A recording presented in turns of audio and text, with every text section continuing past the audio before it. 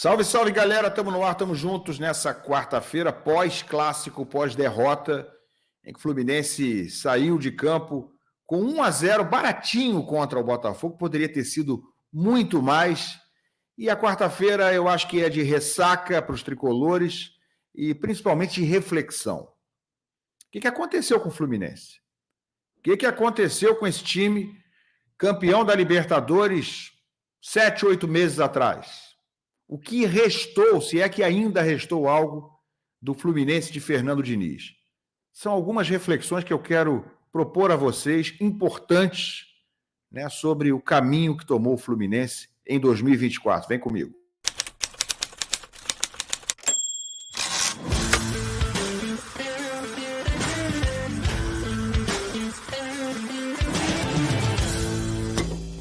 Paulinho procurou, colocou e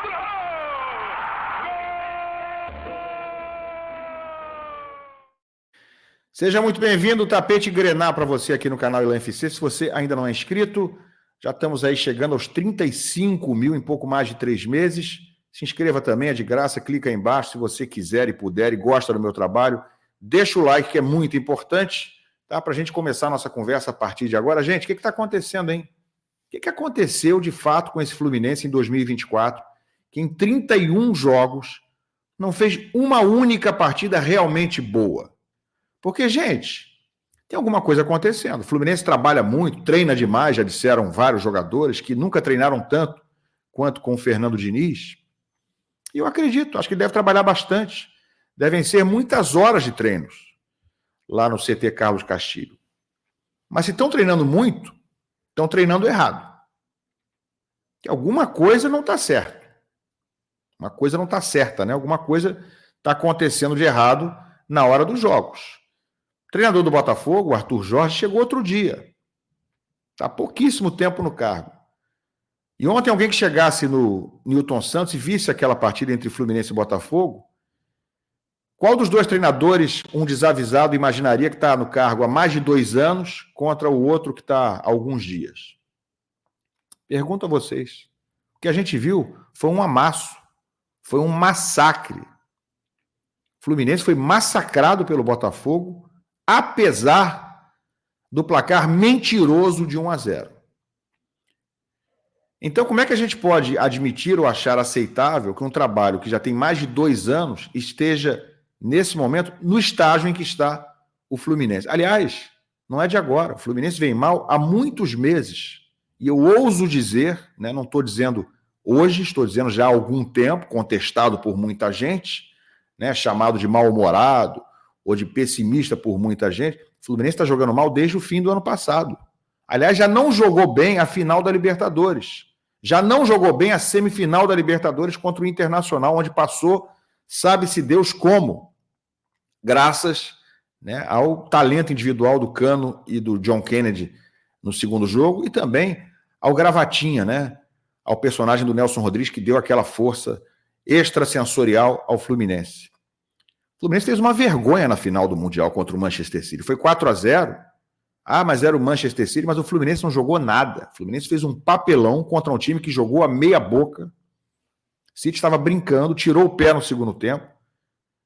Foi uma vergonha, uma atuação vergonhosa, nada digna de um campeão da América. Já ali a coisa estava muito ruim.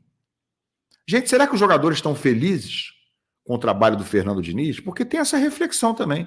Eles são amigos do Diniz? Sim, são. A gente sabe que são. O Diniz é bom de papo, é bom de resenha, um paizão, aquele técnico amigão dos jogadores. Não sei se isso é bom não, tá? Porque amizade, essa resenha, esse negócio de almoçar junto, porque é amigão, é paizão, isso aí não caminha junto com profissionalismo bem, não. Vide Abel Ferreira, pergunta se ele é amigão de jogador, não é amigão de ninguém. Mandou embora o Felipe Melo. Não foi ontem, semana passada, não, 2 anos e meio atrás. Ok, ainda bem que ele veio para o Fluminense, ainda conseguiu render alguma coisa e ser útil, sim, importante, na conquista que o Fluminense teve ano passado. Enfim, não discuto a importância do Felipe Melo, mas só para exemplificar para vocês como o Abel Ferreira, quando entende que o cara não acrescenta mais, ou não vale mais do que pesa, né, o custo-benefício já é ruim, não tem amizade. Era o capitão do Palmeiras. E ele mandou embora, ele dispensou o Felipe Melo no fim de 2021. Mas o Diniz não, o Diniz, a coisa funciona diferente. É amigão, tem nome, tem grife, é medalhão, empresta o prestígio dele para o próprio Diniz e para o presidente Mário Bittencourt, é titular. Mais do que titular, tem vaga cativa, não será substituído, como está acontecendo agora com o Germancano. Mas aí, falando do Germancano e de outros jogadores aproveitando o ensejo, será que eles estão felizes? São amigos do Diniz, mas estão felizes com o que está acontecendo? Vocês viram a cara de pouquíssimos amigos com o que saiu de campo ontem, Paulo Henrique Ganso? O Ganso está feliz com a forma que o Fluminense está jogando? Com o vareio que o time tomou ontem em todos os setores, inclusive no meio-campo? Você acha que tem algum jogador feliz com isso, de ficar exposto, de ficar com a bunda na janela desse jeito?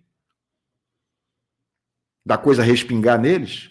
Será que o Fábio está feliz de ser o grande goleiro que é, monstruoso como foi ontem novamente, mas ser obrigado a se expor de jogar com os pés, de receber bolas atrasadas, 15 por jogo, e ter que se virar para não pagar mico, como já pagou 2 vezes recentemente? Fábio está feliz com essa função dele, dada, imposta pelo Fernando Diniz? Vocês acham que está? De verdade? Se coloca no lugar do Fábio e pensa se você estaria feliz pagando esses micos que ele está tendo que pagar, fazendo coisas que não são da função dele.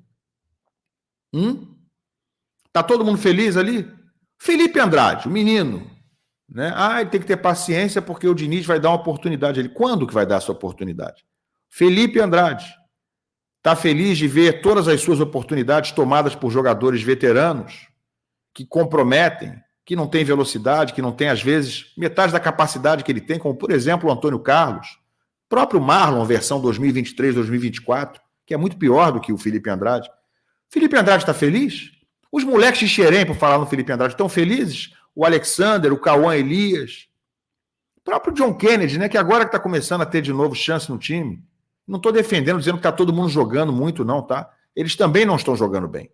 Mas esses caras estão felizes com a falta de oportunidades. O Isaac, que entrou ontem e mudou o jogo, talvez tenha sido o melhorzinho do Fluminense em campo, mas não tem chance nunca. Esses caras estão contentes, estão felizes com as escolhas, com as decisões, com a forma de conduzir o grupo do Fernando Diniz. João Neto, que está emprestado ao CRB, está feliz? Luan Freitas, que está lá no Paysandu, está todo mundo feliz com as oportunidades? Hein? E o Germancano, como é que será que ele anda? Está satisfeito de ter que ser marcador, de ficar fazendo papel de volante, de zagueiro, e não ter feito praticamente gols em 2024 porque simplesmente não ocupa a função de centroavante e porque as bolas não chegam? Enfim, gente, quero colocar essa reflexão para vocês. Será que tem alguma coisa acontecendo nessa relação entre jogadores e Fernando Diniz? Eu acho natural imaginar que sim. Eu acho que sim. Eu acho que talvez os jogadores também, assim como todos vocês, como todos nós, eu acho que os jogadores talvez estejam um pouquinho cansados dessa filosofia de jogo, que é simplesmente hoje inócua, ineficiente, burra, teimosa, da saída de bola apoiada, que hoje já não surpreende ninguém, muito ao contrário, é neutralizada com facilidade com qualquer time que faça uma marcação alta, que marque a saída de bola. E mais do que isso, com a postura defensiva do Fluminense, de linhas altas também, o Fluminense agora bota seus zagueiros além do meio-campo, além da linha central, toda hora é bola esticada para o atacante adversário. Ontem foi uma festa, foi uma farra do Júnior Santos com o Luiz Henrique e o Tiquinho Soares. O Fluminense não saiu de campo com 5-0, com 6-0, porque Deus é tricolor, minha gente. Porque o Júnior Santos perdeu umas 3 bolas cara a cara, que não costuma perder. Foi incompetente ontem, mas não é incompetente assim, não. Aliás, Júnior Santos e Luiz Henrique, se comparar o que eles fizeram em campo ontem, as bolas que receberam, o jeito que trataram e conseguiram terminar as jogadas, com o que fizeram os jogadores do Fluminense. E o próprio Marquinhos, que está sendo endeusado, que é um grande jogador, não é grande jogador, não, é bonzinho. Das 8 contratações, é a única que está se mostrando um pouquinho útil, mas não é nada demais. O Marquinhos, esse Marquinhos aí, que também não deve estar satisfeito, porque é canhoto e joga de lateral direito com o Diniz, ontem jogou de ponta direita, mas é canhoto, por isso que ele não conseguiu finalizar uma bola que teve no começo do jogo, estava todo torto ali pela direita. Recebeu na frente, demorou a finalizar, porque não tem o pé direito. Mas o Diniz acha que isso aí não tem problema. Então esse Marquinhos aí, que é um bom jogador, bonzinho, não engraxa a chuteira do Júnior Santos, não engraxa a chuteira do Luiz Henrique e de tantos outros jogadores que o Fluminense talvez despreze, porque são jovens demais. Ou porque talvez não estejam com o empresário certo. O cenário é preocupante. O Fluminense tem agora pela frente Atlético Goianiense em casa, no Maracanã. É um jogo aparentemente fácil, com obrigação de vitória, mas eu fico imaginando se o Fluminense não vencer esse jogo. E ainda que vença, com um público que a gente sabe que vai armado até os dentes emocionalmente, né, não está nada satisfeito, ainda que vença, tem na sequência Cruzeiro fora de casa e o Fla-Flu logo depois. Imagina de que forma vai vir o Flamengo babando para cima do Fluminense nesse Fla-Flu. Talvez sonhando em fazer algo parecido com o que fizeram contra o Vasco recentemente. E com o que o Fluminense está jogando e com o que o Flamengo está jogando, não é nada absurdo imaginar um desastre no Fla-Flu. O Fluminense vai resistir até quando? Vai se arriscar até quando? À beira do cadafalso, à beira do precipício, com 6 pontos em 24 possíveis no Campeonato Brasileiro. E repito, com uma sequência agora que o Atlético Goianiense é quase uma obrigação, mas imagina se não ganhar, com o Cruzeiro fora, com o Fla-Flu, dificílimo. Qual é a perspectiva que tem o Fluminense nesse Campeonato Brasileiro? E repito, esquece Libertadores. Oitavas, lá em agosto, Copa do Brasil, também em agosto. Com que esperança, com que perspectiva o torcedor vai para esses próximos jogos no Campeonato Brasileiro?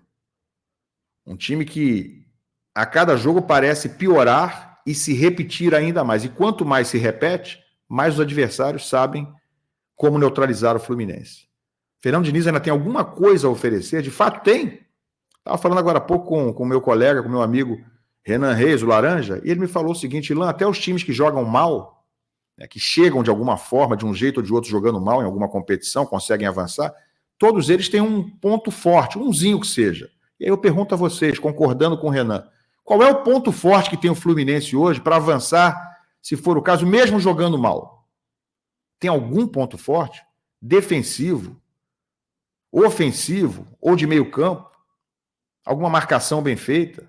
Nada. O Fluminense hoje não tem nada. Está reduzido a nada. O Fluminense está reduzido hoje aos milagres do goleiro Fábio, que salvaram a pele ontem do Fernando Diniz de uma goleada impiedosa do Botafogo. E aí? Para onde vai esse Fluminense? Com um técnico agora com um contrato estendido até o fim do ano que vem.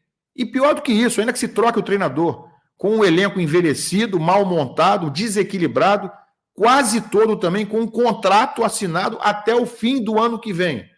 Para onde vai? Deixo para vocês a pergunta. E só mais uma coisinha. Entenderam agora por que o Renato Gaúcho escolheu o Fluminense para a Libertadores? Está errado ele?